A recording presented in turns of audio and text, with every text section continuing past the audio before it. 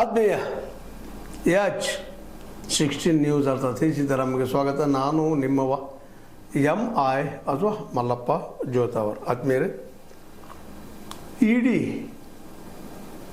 ಈಗ ನಿಮಗೆ ಗೊತ್ತದೆ. ಇಡಿ ಅಂದರೆ ಹೇಳುವಂಥ ಅವಶ್ಯಕತೆ ಇಲ್ಲ. ಎನ್ಫೋರ್ಸ್ಮೆಂಟ್ ಡೈರೆಕ್ಟರೇಟ್ ಇದು ಇವತ್ತು ಪೂರ್ತಿಯಾಗಿ ಆಡಳಿತಾರೂಢ ಪಕ್ಷದ ಕೈಗೊಂಬೆ ಅಂತ ಆರೋಪಗಳು ಸಾಕಷ್ಟು ವಿರೋಧ ಪಕ್ಷಗಳು ಮಾಡ್ತಾನೆ ಇರ್ತಾವೆ ನಿರಂತರವಾಗಿ.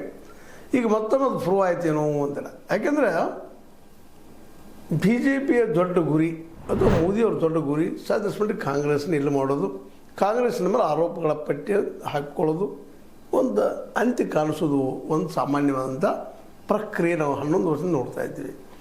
ಈ ಸಲ ಅಂಥದ್ದು ಒಂದು ಪ್ರಯತ್ನ ನ್ಯಾಷನಲ್ ಹೆರಾಲ್ಡ್ ಮೇಲೆ ಸಾಕಷ್ಟು ನಡೀತಾ ಇದೆ. ಆರೋಪ ಮಾಡ್ತಾ ಇದ್ದಾರೆ ನ್ಯಾಷನಲ್ ಹೆರಾಲ್ಡ್ ಮೇಲೆ. ನಮ್ಮ BJPಗರು ಮೂಲತಃ ಸುಬ್ರಹ್ಮಣ್ಯ ಸ್ವಾಮಿಯವರು ಏನು ದೊಡ್ಡದು ಇಶ್ಯೂ ಮಾಡಿದರು. ಅದ್ರ ನಂತರದಲ್ಲಿ ಇದು ಯಾವ ಪ್ರಮಾಣದಲ್ಲಿ ಬೆಳಿಬೇಕಾಗಿತ್ತು, ನಿಜವಾಗಿ ಶಿಕ್ಷೆ ಆಗಬೇಕಾಗಿತ್ತು. ಮತ್ತು ಸಾಕಷ್ಟು ಇದ್ರ ಬಗ್ಗೆ ಇಂಟ್ರಾಗೇಷನ್ ಆಗಿದೆ. ಸೋನಿಯಾ ಗಾಂಧಿ ಅವ್ರದ್ದು ಮತ್ತು ರಾಹುಲ್ ಗಾಂಧಿ ಅವ್ರದ್ದು ನಿರಂತರವಾಗಿ 150 ತಾಸು ನಡೆದಂತ ಒಂದು ಹಿಂದೆ ರೆಕಾರ್ಡ್ಸ್ ಇದ್ದಾಗಿದ್ರು. ಆದರೆ ಇವತ್ತಿಗೆ ಸಹಿತ ಅದು ಪ್ರೂವ್ ಆಗ್ತಾ ಇಲ್ಲ. ಇಂಥ ಸಂದರ್ಭದಲ್ಲೇ ಮತ್ತೊಮ್ಮೆ ನಮ್ಮ ಇಡಿ ಅಥವಾ ನಮ್ಮ BJP ಸರ್ಕಾರ ಒಂದಿಷ್ಟು ಕೇಂದ್ರದಿಂದ ಅಂದರೆ BJP ಸರ್ಕಾರದ್ದು ಒತ್ತಡ ಹಾಕಿ ಯಾರ ಮೇಲೆ ಈ ಇಡಿ ಮೇಲೆ ಮತ್ತೊಮ್ಮೆ ಇದನ್ನು ದಾಳಿ ಮಾಡಿಸಿದ್ರು ಅಂತ ಇವತ್ತು ಆರೋಪಗಳಿದ್ದಾವೆ. ಆರೋಪ ಏನಪ್ಪ ಅಂದರೆ ಇವತ್ತು ಇಡಿ ದಾಳಿ ಮಾಡಿತ್ತು. ಆದರೆ ಇವತ್ತು ಅದೇನು ಸ್ಪಷ್ಟವಾಗಿ ಹೇಳಾಕತ್ತದ, ಕೋರ್ಟ್ ಇದ್ದಿದ್ದು ನಮ್ಮ ದೆಹಲಿ ಕೋರ್ಟು FIR ಇಲ್ಲದೆ ಖಾಸಗಿ ದೂರಿನ ಆಧಾರದಲ್ಲಿ ಸಲ್ಲಿಸಿರುವ ಆರೋಪ ಪಟ್ಟಿಯನ್ನು ಪರಿಗಣಿಸಲು ಸಾಧ್ಯವಿಲ್ಲ. ನೀವು FIR ಕೊಟ್ಟಿಲ್ಲಲ್ರಿ, ಎಲ್ಲದು ನೀವು FIR ಅದು ಕೊಡ್ರಿ, ಬರೀ ಅದು ಒಂದು ಸಾಧ್ಯ ಇಲ್ಲ.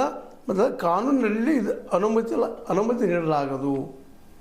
ಏನಕ್ಕೆ ಸಲ್ಲಿಸಿದಿರಿ FIR ಅಲ್ಲದ ಸಾಮಾನ್ಯ ಆರೋಪ ಪಟ್ಟಿ ಇದು ನಡೆಯೋದಿಲ್ಲ, ಚಾರ್ಜ್ ಶೀಟ್ ಇದು ನಡೆಯೋದಿಲ್ಲ, FIR ಕೊಡ್ರಿ ಅಂತ. ಅಂದ್ರೆ FIR ಮಾಡಲಿಲ್ಲ ಅಂದ್ರೆ ಅಲ್ಲೇನು ಕೊರತೆ ಅದಂತ ಇದರ ಅರ್ಥ.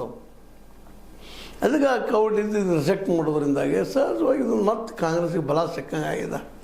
ಇವರೆಲ್ಲ ಅನಗತ್ಯಪ್ಪ ಸುಮ್ಮನೆ ನಮ್ಮ ಮೇಲೆ ಆರೋಪ ಮಾಡ್ತಾರೆ BJPಗರು ಅನ್ನುವಂಥದಕ್ಕೆ ಮತ್ತೆ ಆಧಾರ ಸಿಕ್ಕಂಗೆ ಆಗಿದೆ. ಮತ್ತು ಇಲ್ಲಿವರೆಗೂ ಇಡೀ CBI ಇನ್ನುಳಿದ ಎಲ್ಲ ಸಂಸ್ಥೆಗಳ ಬಗ್ಗೆ ನಾವು ಅಭ್ಯಾಸ ಮಾಡಿದಾಗ ಅದ್ರ ಬಗ್ಗೆ ತಿಳ್ಕೊಂಡಾಗ ಈ ಕಳೆದ 11 ವರ್ಷಗಳಿಂದ ಸಾಕಷ್ಟು ಆರೋಪಗಳಿಂದ ತಾವು ಮಾಡಿದರೂ ಯಶಸ್ವಿ ಆಗಲಿಲ್ಲ. ಈಗ ನಿಮಗೆ ಗೊತ್ತದ ಇಡಿದ್ರ ಬಗ್ಗೆ ಈಗಾಗಲೇ ಹಿಂದೆ ದೆಹಲಿಯ ಮಾಜಿ ಮುಖ್ಯಮಂತ್ರಿ ಕೇಜ್ರಿವಾಲ್ರನ್ನ ಅಧಿಕಾರ ನಿಲ್ಲಿಸುವಾಗ ಯಾವ್ಯಾವ ರೀತಿಯಾಗಿ ಇಡಿ ಅವ್ರನ್ನ ದಾಳಿ ಮಾಡಿತು.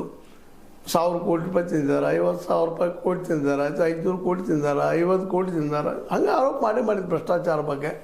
ಅದು ಇಲ್ಲಿವರೆಗೆ ಒಂದು ಪೈಸಾ ಸಿಗಲಿಲ್ಲ ಅವ್ರದ್ದು ಕೇಜ್ರಿವಾಲ್ ಅವರು.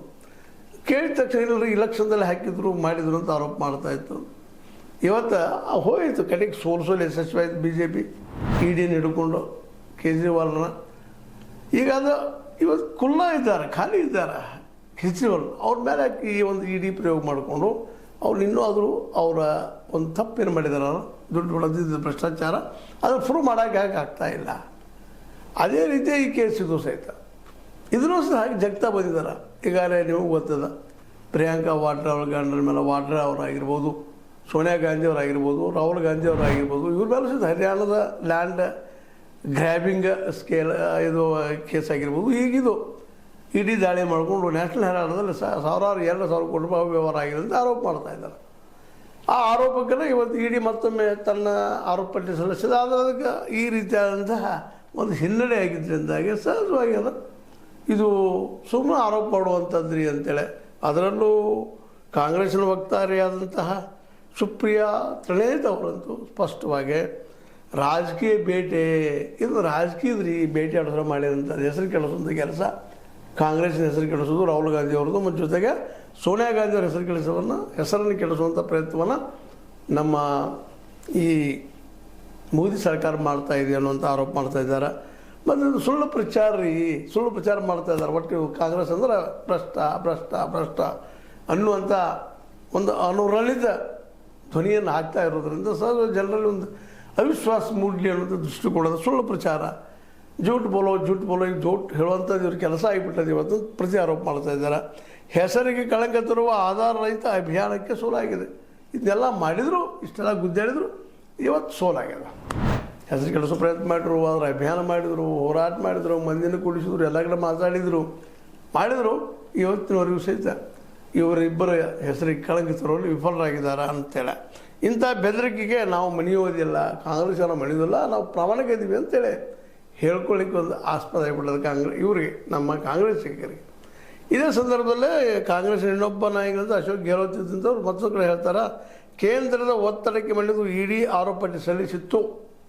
ಇಲ್ಲಿವರೆಗೆ ಇಡಿ ಏನು ಆರೋಪ ಮಾಡ್ಬೋದು ಬಂದಂದ್ರೆ ಕೇಂದ್ರದ ಒತ್ತಡದಿಂದ, ಸ್ವತಃ ಒತ್ತಡಕ್ಕೆ ಡಾಕ್ಯುಮೆಂಟ್ಸ್ ಇಲ್ಲ, ಯಾವುದೋ ಕಾರಣದಿಂದ ಹಾಕುವಂಥದ್ದು ಇವತ್ತು ಪೆಟ್ಟು ಬಿದ್ದಿದೆ ಅವರಿಗೆ. ಕೋರ್ಟ್ ಇದನ್ನು ತಿರಸ್ಕರಿಸಿರುವುದು ಅಧಿಕಾರದ ಮೇಲಿನ ಸತ್ಯದ ಗೆಲುವಾಗಿದೆ. ಇವತ್ತು ಕೋರ್ಟ್ ಇದ್ದು ಅದನ್ನು ತಿರಸ್ಕಾರ ಮಾಡೋದ, ಅದಕ್ಕಾಗಿ ಅಧಿಕಾರದ ಮೇಲೆ ಜಯ ಅದು ಅನ್ನುವಂಥ ಮಾತನ್ನು ಹೇಳ್ತಾ ಇದ್ದಾರೆ. ಅಂದ್ರೆ ಇಡಿಯನ್ನು ದುರುಪಯೋಗ ಮಾಡ್ಕೊಳ್ತಾ ಇದ್ದಾರೆ ಅನ್ನೋದು ಇಬ್ಬರು ಸ್ಪಷ್ಟವಾದ ಆರೋಪ. ಹೀಗಾಗಿ ಇವತ್ತು ಮತ್ತೊಮ್ಮೆ ಬಿ ಜೆ ಪಿಗೆ ಮತ್ತು ನಮ್ಮ ಮೋದಿಯವರಿಗೆ ಹಿನ್ನಡೆ ಆಯಿತಾ ಅಂತೇಳಿ ಈಗ ಮತ್ತೆ ಮಿನಿಮಮ್ ಪಟ್ಟಿ ಸಲ್ಲಿಸ್ತೀನಿ ಮಾಡ್ತೀನಿ ಅಂತ ಹೇಳ್ತಾ ಇದ್ದಾರೆ. ಪಟ್ಟಿ ಸಲ್ಲಿಸ್ರಿ, ಆದರೆ ಇದು ಯಶಸ್ವಿ ಆಗಬೇಕಲ್ಲ ಅನ್ನುವಂಥದ್ದು. ಇಲ್ಲಿವರೆಗೆ 11 ವರ್ಷ ಆಯಿತು. ಸುಬ್ರಹ್ಮಣ್ಯ ಸ್ವಾಮಿ ಅಂತ ಅವ್ರು ಹಿಂದೆ ಸತ್ತು ಬಿಟ್ಟಿದ್ದಾರೆ ಕಾಣ್ತದೆ ಈ ವಿಷಯದಲ್ಲ.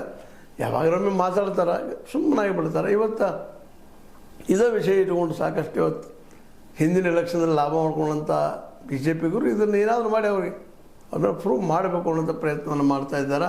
ಆದರೆ ಸ್ವತಂತ್ರವಾದ ಮೀಡಿಯಾಗೆ ಬೇಕಾಗಿರುವುದು ಸ್ವತಂತ್ರ ಧ್ವನಿ. ಆ ಸ್ವತಂತ್ರ ಧ್ವನಿ ಉಳಿಸಲು ನೀವು ಮಾಡಬೇಕಾದದ್ದು ಇಷ್ಟೇ. ಅದೇನಪ್ಪಾ ಅಂತಂತಂದ್ರೆ ನಿಮ್ಮ ಕೈಲಾದಷ್ಟು ಸಹಾಯ ಈ ಚಾನಲ್ಗೆ ಮಾಡಿ ಹಾಗೂ ನಿಮ್ಮ ಧ್ವನಿಯನ್ನು ಕಾಪಾಡಿಕೊಳ್ಳಿ. ಇಲ್ಲಿವರೆಗೆ ನಡೆದಂಥ ಒಂದು ಸಾಹಸಗಳಿಂದ ಯಶಸ್ವಿ ಆಗಿಲ್ಲ. ಇಡಿನೂ ಸಹಿತ ಇವತ್ತೇನಾಗಿಬಿಟ್ಟಿದಪ್ಪ ಅಂದ್ರೆ ಜನರ ಕಣ್ಣಲ್ಲಿ ಎಷ್ಟಿದ್ದು ಹೋಯ್ತು ಅನ್ನುವಂಥ ಒಂದು ಮಾತುಗಳು ಕೇಳಿ ಬರ್ತಾ ಇದ್ದಾವೆ. ಹೀಗಾಗಿ ಒಟ್ಟಾರೆಯಾಗಿ ಇಡಿ ಮಾಡಿದಂತಹ ಈ ಆರೋಪ ಪಟ್ಟಿ ಕೋರ್ಟ್ನಲ್ಲಿ ನಿಲ್ತಾ ಇಲ್ಲ, FIR ನೇಮ್ ಮಾಡ್ತಾರೆ ಅಂತ ಮಾತನ್ನು ಹೇಳ್ತಾ ಇದ್ದಾರೆ. ಇದೆಲ್ಲ ಒಟ್ಟಾರೆ ನೋಡಿದಾಗ ಒಟ್ಟಾರೆ ರಾಜಕೀಯ ಗಿಮಿಕಪ್ಪ ಅಂತ ಯಾರಿಗಾದರೂ ಒಳಸ್ತದೆ. ರಾಜಕೀಯಕ್ಕಾಗಿ ರಾಜಕೀಯ ಮಾಡುವಂಥ ವಿಷಯ ಆಗಿದೆ ಇದು. ಎಷ್ಟು ಮಟ್ಟಿಗೆ ಯಶಸ್ವಿ ಆಗ್ತದೆ ಗೊತ್ತಿಲ್ಲ. ಬಟ್ ಏನಪ್ಪ ಅಂತಂದ್ರೆ ಆರೋಪ ಮಾತ್ರ ನಿರಂತರ ಬಿ ಜೆ ಪಿ ಮಾಡ್ತಾ ನಡೆದ. ಬಟ್ ಇದನ್ನು ಕಾಂಗ್ರೆಸ್ ಸಹಿತ ಧೈರ್ಯವಾಗಿ ಎದುರಿಸ್ತಾ ನಡೆದಿದ್ದಾರೆ. ಯಾಕಂದ್ರೆ ಇದರಲ್ಲಿ ವಿಶೇಷ ಅಂತ ಒಂದು ಏನು ಭ್ರಷ್ಟಾಚಾರ ನಡೆದ ಅಂತೇಳಿ ಮೇಲ್ನೋಟಕ್ಕೆ ಕಾಣಿಸ್ತಾ ಇಲ್ಲ. ಅದು ಆರೋಪ ಮಾತ್ರ ಮಾಡ್ತಾಯಿದ್ರೆ ಇಲ್ಲ. 2,000 ಕೋಟಿ ರೂಪಾಯಿದನ್ನು ಕಡಿಮೆ ರೇಟಿಗೆ ಖರೀದಿ ಮಾಡ್ಕೊಂಡಿದ್ದಾರೆ, ತಮ್ಮ ಸ್ವಂತ ಮಾಡ್ಕೊಂಡಿದ್ದಾರೆ. ಇದು ಸಾರ್ವಜನಿಕ ರಂಗದ ಇದೇನಪ್ಪ ಅಂತಂದ್ರೆ ಆಸ್ತಿ ಅನ್ನುವಂಥದ್ದು ಒಂದು ಟ್ರಸ್ಟ್ನಿಂದ ತಮಗೆ ವೈಯಕ್ತಿಕ ತೊಗೊಳ್ತಾ ಇದ್ದಾರೆ ಅನ್ನೋದು ಒಂದು ಆರೋಪ ಮಾಡ್ತಾ ಇದ್ದಾರೆ. ಇದು ಎಷ್ಟು ಮಟ್ಟಿಗೆ ಯಶಸ್ವಿ ಆಗ್ತದೆ ನೋಡೋಣ ಅದನ್ನು. ಬಟ್ ತುರ್ತು ಮಾತ್ರ ಇವತ್ತು ನಮ್ಮ ಬಿ ಜೆ ಪಿಗರು ಅನ್ನೋಕ್ಕಿಂತರೂ ಇಡಿ ಅಂತ ಸಹಜವಾಗಿ ಎಲ್ಲರಿಗೂ ಅನಿಸ್ತದೆ ಇದು ಬಿ ಜೆ ಪಿ ಕೈವಾಡಪ್ಪ ಅಂತೇಳಿ. ಆದರೂ ನಾವು ಹಂಗೆ ಹೇಳಲಿಕ್ಕೆ ಆಗೋದಿಲ್ಲ. ಬಟ್ ಕಣ್ಣಿಗೆ ಕಾಣೋದನ್ನು ಈಗಾಗಲೇ ಕಾಂಗ್ರೆಸ್ಸಿಗರಂತೆ ಟೀಕೆ ಮಾಡ್ತಾನೆ ಇದ್ದಾರೆ. ಇದು ಕಾರಣ ಇಷ್ಟ, ಈಗ ಹಾಕಿದಂಥದ್ದು FIR ಸರಿ ಇಲ್ಲ, ಇದು FIR ಅಲ್ಲ ಅನ್ನುವಂಥ ಮಾತನ್ನು ಹೇಳೋ ಮೂಲಕ ಇನ್ನು ಹೊಸ ಒಂದು FIR ತಯಾರು ಮಾಡಿ ಹಾಕುವಂಥ ಪ್ರಯತ್ನವನ್ನು ಈ ಇಡಿ ಮಾಡ್ತಾಯಿದೆ. ಮತ್ತು ಇನ್ನೊಂದು ಏನಪ್ಪ ಅಂತಂದ್ರೆ ಇಲ್ಲೇ ಈ FIR ಹಾಕುವ ವಿಷಯದಲ್ಲಿ ಯಾಕೆ ಫೇಲ್ಯೂರ್ ಮಾಡಿದರು ಅಂತ ನಮಗೂ ಒಂದು ಚಿಂತೆ ಬಂದಂಗೆ ಅನ್ನಿಸ್ತದೆ.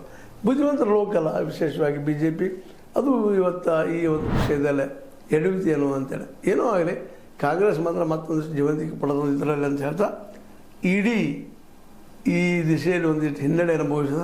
ನೋಡೋಣ ಮುಂದಿನ ದಿನ ಆಗ್ತದೆ. ಬಟ್ ಈಗ ಮತ್ತು ಕಾಂಗ್ರೆಸ್ಸಿಗೆ ಒಂದಿಷ್ಟು ಬೂಸ್ಟ್ ಸಿಕ್ಕಂಗಾಗ್ಯದ, ಒಂದಿಷ್ಟು ನಾನು ಸತ್ಯ ಅಂತ ಹೇಳ್ಕೊಳ್ಳಿಕ್ಕೆ ಅಂತ ಹೇಳ್ತಾ ಇಡೀ ಸ್ವಯಂ ಅಪರಾಧ, ಅದು ಸ್ವಯಂ ಕೃತ ಅಪರಾಧ ಮಾಡಿದ್ರಿಂದಾಗಿ ಹಿನ್ನಡೆ ಅನುಭವಿಸಿದ. ಇನ್ನಾದರೂ FIR ಸಲ್ಲಿಸಿತಾ ನೋಡೋಣ ಅಂತ ಹೇಳ್ತಾ ನಮ್ಮ ಕೆಲವು ಮಾತಾಡಿದ್ವಿ. ನಿಮ್ಮ ಲೈಕ್ ಮಾಡಿ, ಶೇರ್ ಮಾಡಿ, ಕಾಮೆಂಟ್ ಮಾಡಿರಿ. ಜೊತೆಗೆ ಸಬ್ಸ್ಕ್ರೈಬ್ ತಿಳಿಸ್ಕೊಡ್ರಿ. S60 ನ್ಯೂಸ್ ಅರ್ಥ ತಿಳಿಸಿದ್ದಾರೆ. ಸತ್ಯದ ಕೈಗಳಲ್ಲಿ ವಂದನೆಗಳು.